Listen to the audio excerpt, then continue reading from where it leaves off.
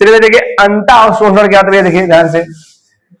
अंता अवशोषण क्या होता है, देखिए कोशिका होती है ना, कोशिका में क्या होती है, कोशिका कला होती है। क्या होती है, कोशिका कला।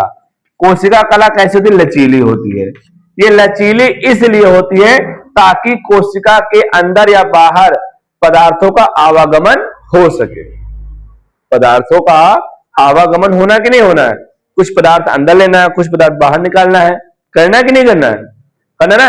इन्हीं पदार्थों के आवागमन के लिए कोशिका कला कैसी होती है, लचीली होती है। क्या होती है, लचीली होती है। अब देखिए हम हेडिंग का डाले अंतर अवशोषण या अंतर्ग्रहण। अंतर्ग्रहण क्या होता है भैया मेरे लाल, कि जब बाह्य पर्यावरण से, किसे, बाह्य पर्यावरण से क्या होता है, ठोस पदार्थों का या किसके, ठोस पदार्थ या द्रव पदार्थ क्या है, कोशिका के जब अंदर आते हैं तो उसे क्या बोलते हैं, अंतर्ग्रहण कह देते हैं।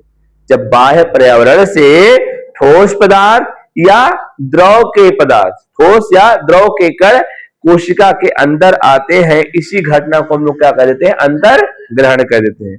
अब सुनिए, जब केवल ठोस पदार्थ आएगा, क्या आएगा, ठोस पदार्थ, जब बाह्य पर्यावरण से केवल ठोस पदार्थ आएगा कोशिका के अंदर, इसे बोलते हैं फैगोसाइटोसिस। याद रखिएगा, क्या बोलते हैं, फैगोसाइटोसिस।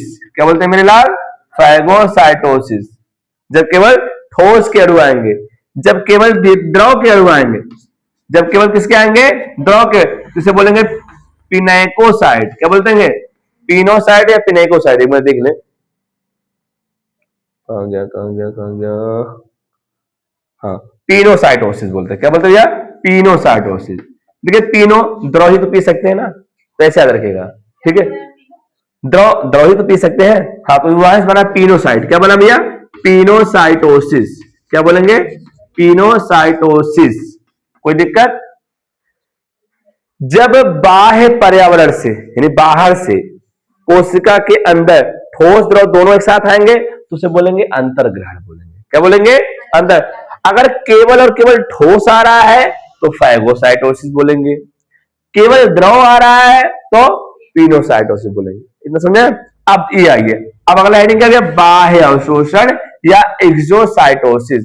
बाह्य का मतलब क्या होता है, जब कोशिका कला द्वारा, जब कोशिका कला द्वारा, किसके द्वारा भैया, कोशिका कला द्वारा, किसके द्वारा भैया, कोशिका कला द्वारा अपशिष्ट पदार्थों को, किसको, अपशिष्ट पदार्थों को कोशिका से बाहर निकाल देना।